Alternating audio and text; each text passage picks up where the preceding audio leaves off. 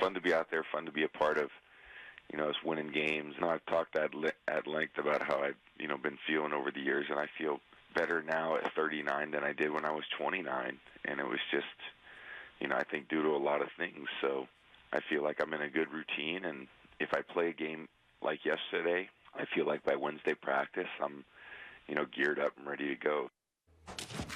This is going to be good. That was Tom Brady saying he feels better now than he did at 29. They say 30 is the new 20, folks. Will Kane in the house. Good to see you for this conversation. Good to see all you folks. Thank you for joining us. This one's going to be fun. Max, I'd like to come to you, my friend. Yes. Would you still stand by your statement at this point after hearing Brady's comments that he feels better now at 39, that he will be falling off a cliff sooner than later? Of course. And I said in the next 18 months at the time, because no one plays well at 41. I left out Warren Moon, who had one very good season. That's the only player in the history of football to have a good season at 41. It was something less than his very best, but it was a good season. He passed for 3,600 yards back then, 25 touchdowns, 16 interceptions. Not exactly an MVP season, though he went to the Pro Bowl, and I think he won Pro Bowl MVP that year. But he was something less than an MVP, but a good player. That's the best 41-year-old season ever. Ever. That's it. That's the only one. Now, I mentioned Brian Burke's study, who now works for ESPN, from 2014, where he talked about, and the reason I describe it as a cliff, and when I went to research, like, maybe there are underlying things that warn you, hey, the cliff is coming. In fact, Brian Burke's research said, no, there are no warnings. There are no warning signs. The guys are cruising along at very high altitudes. They can do this forever.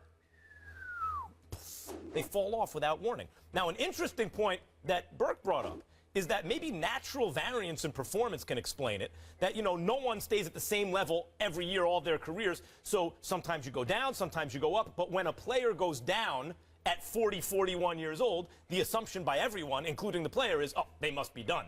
And considering it's a tough sport, and they usually have a lot of money by then, if they made it that long, they decide to retire. Whatever the case may be, I was saying the same thing about Peyton Manning a couple of years ago, and before everyone says, well, of course he had the surgery. Yeah, right. But I'm talking about when he was throwing his 55 touchdowns. Oh, he could do this forever. Peyton could go till 45. Look at this. No, guys. He's heading for a cliff. No, he can go. The next year he was on pace to do the same thing. Wound up with 39 because he started falling off because the injuries started adding up. And then, sure enough, there went the cliff, and he went falling off like every player, including Brett Favre, including everyone who ever lived, who played the position. Tom Brady is cruising along at an incredibly high altitude. He's my pick for greatest quarterback of all time. He will be 40 years old in August. Trying to couch it. Here comes the... I know you aren't talking about letting someone else speak. Yes, I am. Actually, Go yes, ahead, I am. I promise you, if there was a clock, you dominate it.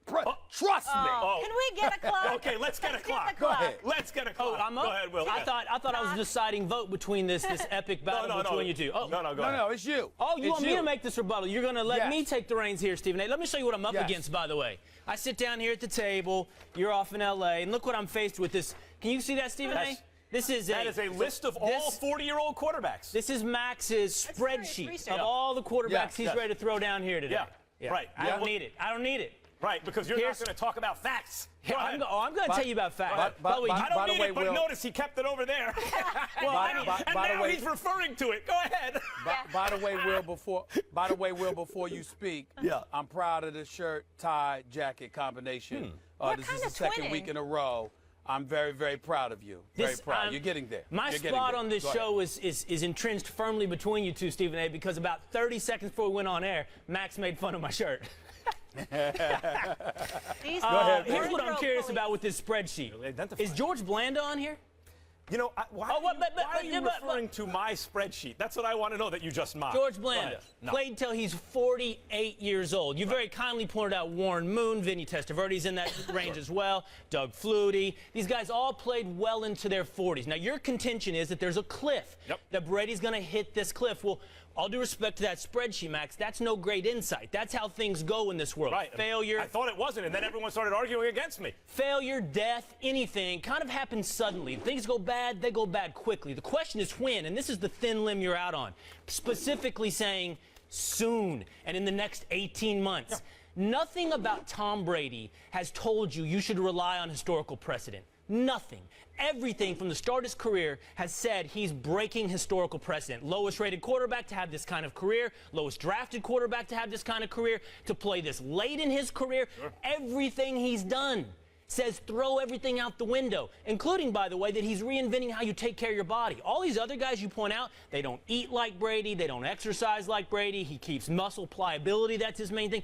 My man eats 80% vegetables and grains, Max. He won't touch a tomato. Well, in that case, he'll be great at 50. He won't touch a tomato because he's worried about inflammation. Yeah. This guy is prepared to play later than anybody you've ever seen. So what you're saying is, because Brady presents you with the most evidence that maybe he could be the first quarterback ever to be elite at 41, therefore, it's actually a better than 50-50 proposition that it's going to happen, because you're right when you identify. All I'm really saying is everyone gets old. And by the way, at that position, here's the age at which they get old, and people want to argue with me. One last point. These statistics always exist until they don't. Right. No NFL rushing champion had ever won the Super Bowl until Emmitt Smith did. We always have these stats until they're gone. And what I would suggest to you, Tom Brady, is going to be the moment of truth for your Tom Brady will president. break the odds. Yes. Yeah. Okay. Stephen A, get in here. Stephen A.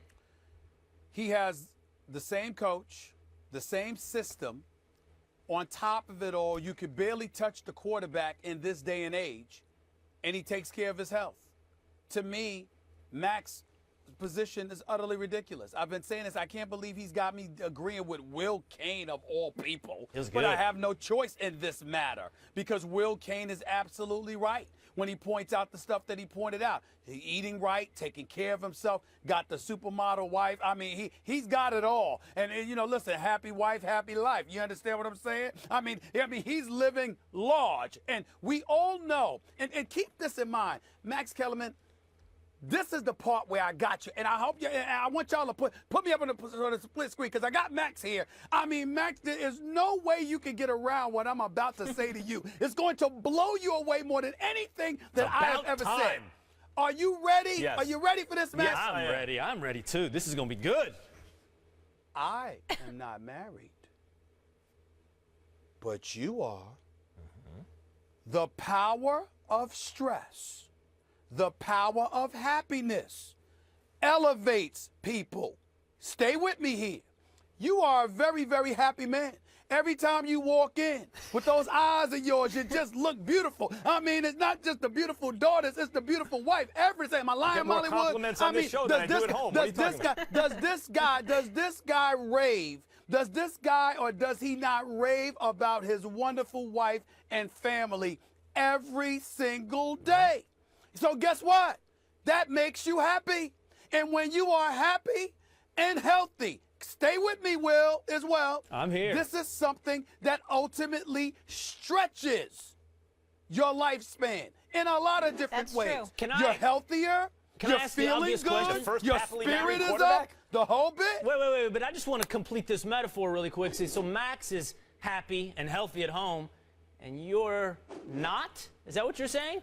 You were the other end of that spectrum. That explains why I win all the debates on this show. Is that why we're elevated? I must confess to you, I'm a happy man, but it's nothing compared to how happy I intend to be. Y'all lives are the way that they are. I'm going this way. Oh, we peaked. I'm on the way up. You know what I'm saying? I'm all right. I'm okay. It's coming. It's coming. Life is getting better. It's closing in on me. It's closing in. The 48-year-old's peaked. I have no. You know why? No. I'm sorry. The younger men have peaked. The 48-year-old's on the rise. Because he waited to get That's married. right. Yep. That's right. Well, you know what? Hey, listen. Some guys had to be older when they were younger. You see what I'm saying? Yep. A lot of things. Yep. That's all. And it's all going to happen, the fairy tale. Greg Hardy is making the move to mixed martial arts. The controversial former Dallas Cowboys defensive end has decided to put his football career on hold to pursue MMA. MMAfighting.com has learned. Hardy, who does not have an extensive martial arts background, has been training for several months in the Dallas-Fort Worth area. And according to his team, several promotions have already expressed interest in signing him. I'd like to know which promotions those are. Stephen A., your reaction? I'm scared, to be quite honest with you. This is a guy played at Mississippi. We know he played in Carolina. We know he was a big-time player before, obviously, his transgressions, something he's denied despite a judge on a bench trial in North Carolina, convicting him of assault and beyond. The fact of the matter is that he seems to be an unstable individual. Now, when you talk about MMA, whether it's MMA or whether it's boxers or anybody in a pugilistic sport, I have profound respect for them, not just because of their abilities, Max, to actually fight, but also the dedication that it requires in order to be great, and more importantly, the discipline. And the thing that scares me about Greg Hardy is that I actually believe that he's somebody that whose discipline I can't trust. I can look at guys in the MMA, and I've met a lot of those fighters, and I've met a lot of guys that obviously are boxers, as obviously you have, Max. And no matter what they are in the ring, when they step away from it, they understand who they are and how that stuff has to be restrained, because essentially they're licensed weapons physically because of what their abilities are. And we have questions as to whether or not Greg Hardy can be somebody to exercise that level of discipline. So it's one thing when you're playing football and you struggle to curtail and harness your violence. It's another thing entirely when now you're engaging in a sport where you have a license to assault folks and you're hoping that will be enough. But I must confess to you, when I heard this, and I just heard about the story a few minutes ago, which is why we automatically incorporated and implemented it into this show, my primary concern is, well, now he's going to focus on fighting, which means he's going to become a more skilled fighter, which means that the probability is there that he'll become even more violent. And if that happens, how much of a danger will he be? I hope I'm wrong. You know, I believe in second chances, and you just hope that people fly straight and get themselves on the right track and do the kind of things that they need to do to move forward and become productive and model citizens in our society. But to have questions or trepidation about that when it comes to this particular individual, and to know that he's going to be harnessing, improving upon those violent skills even more so, I got to admit, it kind of makes me a little bit scared. My mind goes to, why are these promotional companies lining up to sign him? And I think the answer is that whether or not it's fair to Greg Hardy that he's perceived as someone who's evaded justice or who's unstable, in fact, that's how he's perceived by many, and not without reason. These promotional companies, it seems to me, are lining up, well, of course, because he's famous. No, it's not just because he's famous. It's because you will attract a certain amount of attention from people who are rooting against him, who he's the heel, who want to see him punished for his transgressions or perceived transgressions. He wasn't actually convicted. So the question is, how good will he be as a fighter? Like, will he actually get his comeuppance? And I'm here to tell you that if that's what you're rooting for, that's what you're going to get. He will get his comeuppance in the octagon, or in MMA, because what we found, look, this is the way let's take the UFC, for example, because that's the brand name in MMA. UFC started before Zuffa bought it. Originally, it was a high concept idea. It was, who wins, the judo guy or the karate guy, the kung fu guy or the boxer? And there was actually an answer to it.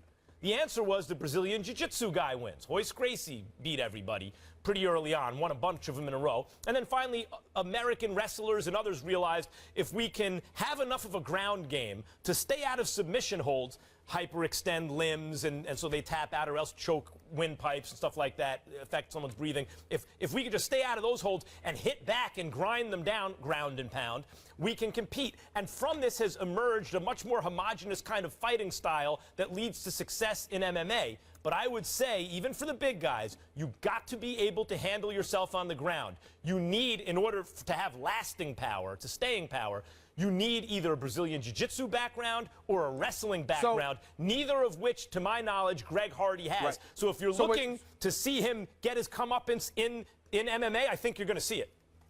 So that's basically what you're saying. For those that can't stand him, for those that are rooting against him, this might be the perfect remedy because the comeuppance that he did not receive in the legal system in a lot of our eyes, you believe he's going to receive that in the UFC. Not at first, because if these promotional companies are going to spend a lot of money on him because they think he will draw attention, they will protect him at first. Early on, he'll be put in against opponents who he can beat. But before too long, if he can even get through that phase, he's going to have to fight some real fighters, and at 285, he's going to have to fight some real big fighters with wrestling or jiu-jitsu backgrounds, and then it's going to be a wrap. Well, for me, that might be the case. I guess what I'm thinking about is that somewhere along the way, in order to prepare yourself just to walk into the octagon, you're going to be training and making yourself even better, at a particularly violent sport like that. And if you can't harness your behavior and your discipline off the football field or outside of the octagon, then that makes you even more of a weapon than you were before. That's a point well taken. Supposedly you were doing damage. That's a point well taken. It's a serious thing. It's a real consideration, and hopefully the discipline of fighting will help him bring discipline in his personal behavior. I hope so, because the only thing I want to see him fighting first is his demons. You heard these guys talking about Greg Hardy's move to MMA, but now we want to hear from you. Do you want to see Hardy as an MMA fighter? Go on Twitter, vote. We'll share those results a little later.